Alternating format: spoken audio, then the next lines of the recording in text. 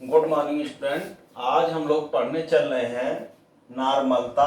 English इसकी है normality. ये भी विलयन की सांद्रता को व्यक्त करने का एक तरीका है। तो नॉर्मलता होती क्या है, इस पर हम लोग चर्चा करते हैं। नॉर्मेलिटी क्या होता है, किसे कहते हैं। नॉर्मेलिटी जो होती है वो अगर उसमें देखा जाए तो 1 लीटर विलियन में 1 लीटर विलियन में 1 लीटर विलयन में 1 लीटर विलयन में विलेय पदार्थ के ग्राम तुल्यांकों की संख्या ग्राम तुल्यांकों की संख्या विलयन की नॉर्मलता कहलाती है। तो विलयन की नॉर्मलता क्या होती है कि 1 लीटर विलयन में विलेय पदार्थ के ग्राम तुल्यांकों की संख्या ही विलयन की नॉर्मलता कहलाती है। अब नॉर्मलता जो होता है उसको हम लोग कैपिटल एन से प्रदर्शित करते हैं। इसका मात्रक ग्राम तुल्यांक प्रति लीटर होता है। तो नॉर्मलता जो होता है उसको हम लोग नॉर्मलता को कैपिटल एन से प्रदर्शित करते हैं और इसका मात्रक जो होता है ग्राम तुल्यांक प्रति लीटर होता है। तो नॉर्मलता की परिभाषा हम लोग क्लियर कर लिए कि 1 लीटर विलयन में घोलित विलेय पदार्थ के ग्राम तुल्यांकों की संख्या ही विलयन की नॉर्मलता कहलाती है। अब अगर हम लोग नॉर्मलता के लिए सूत्र निकालते हैं, नॉर्मलता बराबर होता है विलेय के ग्राम तुल्यांकों की संख्या बटे विलयन का आयतन, लेकिन लीटर में। अब जो है विलयन का आयतन यहाँ पर लीटर में लेना है और विलेय के ग्राम तुल्यांकों की संख्या में आयतन से भाग दे दें तो नॉर्मलता निकल जाती है। तो विलेय के ग्राम तुल्यांकों की संख्या को कैसे निकाला जाता है? विलेय की मात्रा ग्राम में हो और विलेय का अगर तुल्यांकी बाहर हो उससे भाग दे दिया जाए तो विलेय के ग्राम तुल्यांकों की संख्या निकल जाती है। तो विलेय के ग्राम तुल्यांकों की संख्या बराबर होता है W बटे E। E क्या है? तुल्यांकी भार है और W जो है विलेय की मात्रा है या वो ग्राम इकाई में होना चाहिए। तो W ग्राम इकाई में होना चाहिए, विलेय की मात्रा है, और E जो है विलेय का तुल्यांकी भार है। तो नॉर्मलता बराबर हो जाएगा W बटे E, ये ग्राम तुल्यांकों की संख्या हो गई, बटे विलयन का आयतन हम V लीटर इकाई में होता है। लेकिन जब हम लोग प्रश्न सॉल्व करते हैं तो ये आयतन जो है वो लीटर इकाई में न होकर के ml में रहता है। तो इसको अगर हम लोग ml में रहता है तो नॉर्मलता बराबर हो जाता है W अपॉन E, और इसके बटे आयतन इन ml में है अगर, तो इसको 1000 से भाग देकर के हम लोग लीटर में बदल देते हैं। तो इस प्रकार इसको हम इस प्रकार भी लिख सकते हैं, नॉर्मलता n बराबर W into 1000 upon E into V, लेकिन ml इकाई में। तो ये जो है नॉर्मलता निकालने का क्या हो गया, सूत्र हो गया। तो नॉर्मलता निकालने का सूत्र हो गया W गुणे 1000 बटे E गुणे V, लेकिन ये V आयतन जो विलयन का रहेगा वो ml इकाई में रहेगा। अब इसमें कौन क्या है इसको देख लेते हैं। जो ये W है वो विलेय का द्रव्यमान है लेकिन ग्राम इकाई में है। E जो है विलेय का तुल्यांकी भार है। V विलयन का आयतन है, आयतन यहाँ ml इकाई में होना चाहिए मिलीलीटर में, और कैपिटल N जो है विलयन की नॉर्मलता है। अगर इस फार्मूले में हम लोग रख देते हैं विलेय की मात्रा ग्राम इकाई में और विलेय का तुल्यांकी भार और विलयन का आयतन अगर ml में रख देते हैं और इसको उससे नॉर्मलता हम लोग कैलकुलेट कर सकते हैं। 3 हाँ, तो अब हम लोग जो है देखने चल रहे हैं नॉर्मलता पर आधारित प्रश्न। तो इसमें पहला प्रश्न है, 4 ग्राम NaOH को जल में घोलकर विलयन का कुल आयतन 250 ml कर दिया गया, विलयन की नॉर्मलता ज्ञात कीजिए। तो इस प्रश्न में ये बताया गया है कि 4 ग्राम NaOH लिया गया है और इस 4 ग्राम NaOH को जल में घोला गया है और जल में घोल करके विलयन का कुल आयतन कर दिया गया है 250 ml। अब विलयन का आयतन 250 ml मिल गया। आज जो घोला गया पदार्थ है उसकी वो NaOH है और उसकी मात्रा दी गई है 4 ग्राम। तो अगर हम लोग देखते हैं इसमें नॉर्मलता निकालने का फॉर्मूला, नॉर्मलता n बराबर होता है W into 1000 upon E into V इन ml। अब इसमें W जो होता है वो विलेय की मात्रा है। अब विलेय की मात्रा है और विलेय की मात्रा हो गई 4 ग्राम। अब W ग्राम में होना चाहिए, ग्राम में है, कोई दिक्कत नहीं है।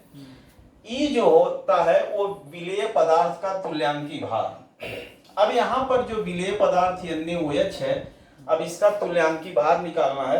तो अभी तो NaOH का जो तुल्यांकी भार होता है, NaOH का तुल्यांकी भार E बराबर होगा 40 होता है। अब इसके लिए हम जो है अलग वीडियो जो है बना करके अपलोड कर देंगे, क्योंकि इसमें तुल्यांकी भार निकालने का तरीका अलग हम बताएंगे, क्योंकि इसमें जो है उतना क्लियर नहीं हो पाएगा। तो याद रखिएगा NaOH का तुल्यांकी भार जो है E बराबर 40 होता है। अब NaOH का तुल्यांकी भार निकल गया 40 और W जो है विलेय पदार्थ की मात्रा 4 ग्राम। अब V जो है विलयन का आयतन, विलयन का आयतन V बराबर जो है होता है 250 ml। अब सब इसमें क्लियर हो गया और नॉर्मलता हमको निकालनी है। अब W जो है विलेय पदार्थ की मात्रा है वो 4 ग्राम है, ये ग्राम में होनी चाहिए और है भी। E जो विलेय पदार्थ का तुल्यांकी भार है, तो ये जो विलेय पदार्थ है NaOH है, NaOH का तुल्यांकी भार E 40 होता है। V विलयन का आयतन 250 ml है और V ml में होना भी चाहिए, तो है। और नॉर्मलता हमको फाइंड करना है, निकालना है। अब इस वैल्यू को फॉर्मूला में रखते हैं, तो N इक्वल टू W की वैल्यू 4 है गुणे 1000 हम करेंगे बटे 40 गुणे 250। अब 250 से 4 बार में 1000 को काट करते देते हैं। अब 4 1 अन्य 4, 10 बार में ये कट जाता है, तो N बराबर हो जाएगा 4 बटे 10, यानी N इक्वल टू हो जाएगा 0.4 ग्राम